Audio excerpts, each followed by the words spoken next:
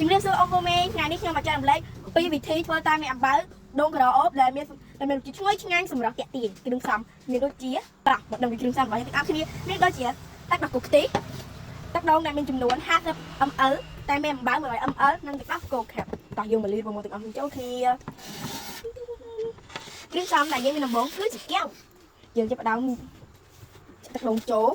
ទឹកដូងនេះត្រូវចាក់ឡើងនេះគឺមានចំនួន50 ml ចូលមកទឹកដូងក្រអូបនេះគឺជាទឹកដូងក្រអូបថ្មីយើងចាប់ផ្ដើមចាក់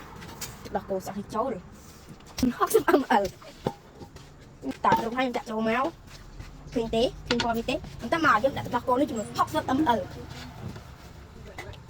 បន្ទាប់មកយើងចាប់ផ្ដើមកៃវាចូលក្នុងតែរបស់យើងអត់មានទីកាន់តែប្រៀបអូគូមីថាអត់សូវផ្អែមទេប៉ុណ្ណឹងមកវាអត់សូវផ្អែមអូគូមីមិនឆ្ងាញ់មិនល្មមគួរសាមកតែបន្តមកយើងដាក់យើងចាប់ផ្ដើមដាក់ទឹកចូលខាងនេះ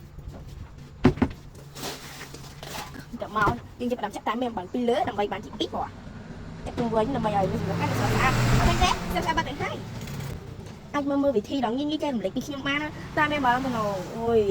អង្គមីកុំភ្លេចជួយ like ជួយ share អូនផងណាដង follow អូនមួយផងណា